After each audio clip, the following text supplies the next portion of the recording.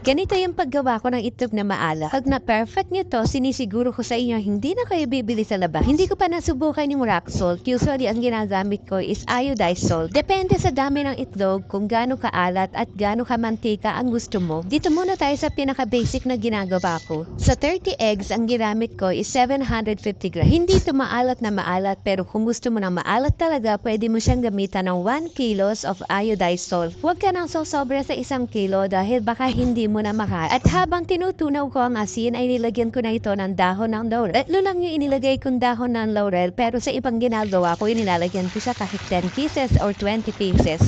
Depende kung gaano ka-aroma yung gusto. Nilagyan ko din to ng 1 dakot ng pamintang buo. At kailangan siguraduhin mo din na tunaw yung iodized salt. At nung natunaw na nga at kumulo ito ay ganito ang kanyang magiging kulay. Pinalamig ko muna ito sa plastic container at nung nasisiguro ko na malamig na ay saka ko inilagay yung itlog ng dahan-dahan para maiwasan natin na mabasag. Ang ginagamit yung itlog para dito sa itlog na maalat na to ay ordinary eggs lang. Iba't ibang kulay ng itlog ang inilalagay ko at kahit yung itlog na puti ay po pwedeng gawing itlog na maalat. Hindi ako gumagamit ng itlog ng itik kasi wala naman ako makikita nun dito sa Japan. At kahit sa Pinas, itlog na puti lang ang ginagamit ko pag gumagawa ako ng itlog na maalat na ganito. Masyadong umaapaw yung itlog dito sa ginawa kong container kaya inilipat ko pa siya sa ibang lalagyan. Kailangan itong mga itlog na to ay mailubog ko ng todong-todo dito sa solution na ginawa ko. Gumawa ako ng plastic na may tubig para mailubog ko yung mga itlog sa solution. At sa malaking plastic container na ginawa ko ay 2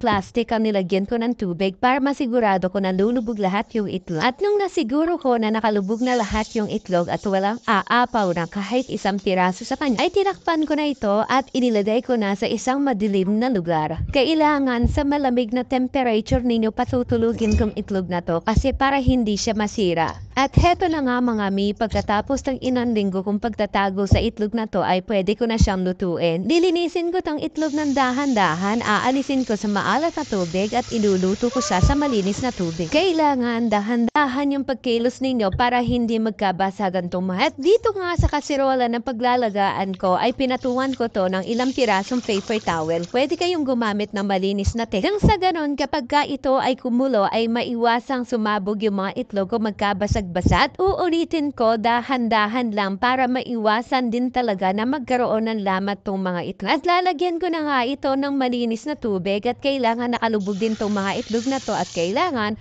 ang apoy nito ay mahinang-mahina lang. Sa mahinang-mahinang apoy, pinaka-best dito is mapakuluan siya ng kahit 2 oras. At ayan na nga mga mi, sana ay naintindihan ninyo ang aking guide sa paggawa ko ng itlog na maalat. Garap? Grabe oh.